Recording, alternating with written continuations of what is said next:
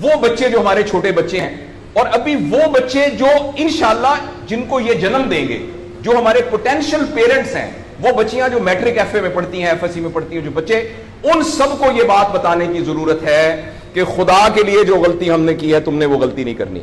اپنے value system کو ٹھیک کرنا ہے. میں نے سر ایک سٹڈی کی, ابھی وہ جاری ہے, تقریباً 1800 بچوں سے میں نے پوچھا تم کس جیسا بننا چاہتے ہو, اور یہ 8 سال سے کم عمر کے بچے کے.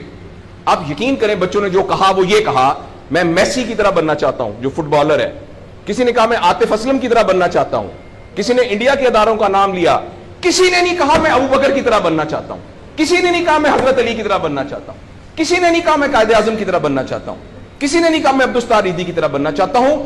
ایک بچی نے صرف کہا کہ میں حضرت فاطمہ کی طرح. میں نے اپنے یوٹیوب چینل پہ اس کا بچی کا انٹرویو لایا, چھوٹی سی بچی نے کہا میں پارک میں پھر رہی تھی, میں نے کہا بیٹا تم کیا بننا چاہتی ہو, کہتی میں حضرت فاطمہ کی طرح بننا چاہتی ہوں. تو میرے دوستو, ہم نے اپنے بچوں کے رول ماڈل ہی غلط کر دیے. ہم نے, اس لیے مجھے اور آپ کو بہت سیریسلی اس بات پر غور کرنا ہے. میں آپ سے عرض کروں, ساؤتھ افریقہ میں تتلیاں ختم ہو رہی ہیں, لہٰذا تتلیوں کی نسل کو بچانا بڑا ضروری ہے. اچھا, پانڈا ختم ہو رہا ہے, پانڈا کو بچانا بہت ضروری ہے. انسان پانڈا اور تتلیاں نہیں ہیں, انسان ختم نہیں ہو رہا ہے, انسان کا بچانا کوئی اتنا ضروری نہیں ہے, وہ پانڈا نہیں ہے. اس لیے اگر ہم اپنے بچوں کو یہ رول ماڈل نہیں دے سکتے تو مہربانی کر کے بچے نہ پیدا کریں. لیکن اگر ہم نے اپنی اولاد پیدا کرنی ہے تو وہ اولاد وہ پیدا کرنی پڑے گی اور اس کی وہ تربیت کرنی پڑے گی جن کا رول ماڈل وہ ہو جو حضرت عمر تھے, جو حضرت ابو بکر تھے, جو حضرت علی تھے, جو فاطمہ تھی, جو زینب تھی, جو خدیجہ تھی رضوان رضی اللہ عنہا.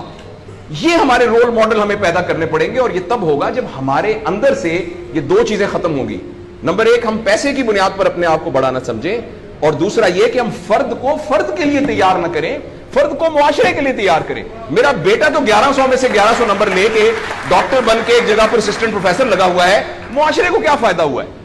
اور ہم میں سے آپ سوچیں کہ اللہ لوگ, عموماً ہم سب لوگ جب اللہ کا شکر ادا کرتے ہیں کہ یا اللہ تیرا شکر ہے 3 مرلے کے مکان میں رہتے تھے, اب ماشاءاللہ کوٹھی ہے 2 کنال کے اندر, اور سائیکل پہ ابا جی جاتے ہوتے تھے, لیکن الحمدللہ ہمارے پاس اب 2-3 گاڑیاں ہیں, اور چھٹیاں تو سوال ہی پوادے کر جاندے ہوتے سی, کدے کدے گوڑ کھاندے سی, خراستے.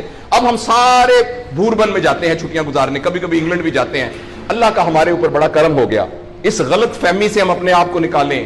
اللہ کا کرم یہ ہے کہ میری وجہ سے, جیسے انہوں نے ویڈیو دکھائی ہے کہ ہمارے یہاں کوئی بلڈ کا کچھ نہیں ہوتا تھا, شکر ہے میری وجہ سے یہ بلڈ والا کام شروع ہو گیا.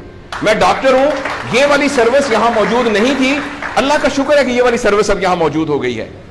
اللہ کا شکر ہے یہ ہو رہا ہے. سروس اورینٹڈ جب تک ہم اپنے بچوں کو نہیں ڈیولپ کریں گے, اس وقت تک میں آپ کو بہت دکھ سے اعلان کرتا ہوں, بڑی ہی تکلیف کے ساتھ, میں بہت آپٹمسٹ آدمی ہوں, میں یونیورسٹیوں میں جاتا ہوں, کالج میں جاتا ہوں, بچوں سے بات کرتا ہوں, اگر ہم نے اگلے فوری طور پر اپنے بچوں کی تربیت پہ توجہ نہ دی, اگلے 10 سال میں ایک ایسی نسل آنے والی ہے جن کو چائلڈہڈ ڈپریشن ہوگی, جن کو سوئسائڈل تھاٹس آئیں گے, جن کی سیکسول ٹریننگ بہت بری ہوگی, اور جن کے اندر ریلیشن شپ پرابلمز ہوں گے, اور یہ ہونے والا ہے, ہماری آنکھوں کے سامنے ہونے والا ہے.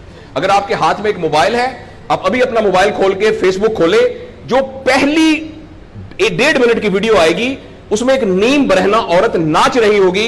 اگر آپ کے 8 سال کے بچے کو آپ نے موبائل دیا ہوا ہے, میں آپ کو یقین دلاتا ہوں اس نے ننگی عورتوں کو ناچتا ہوا دیکھ لیا ہے, اور وہ سارے ایکٹ جن کو منہ سے بیان کرتے ہوئے ہمیں شرم آتی ہے, وہ آپ کے 8 سال کا بیٹا اور 8 سال کی بیٹی دیکھ چکی ہے.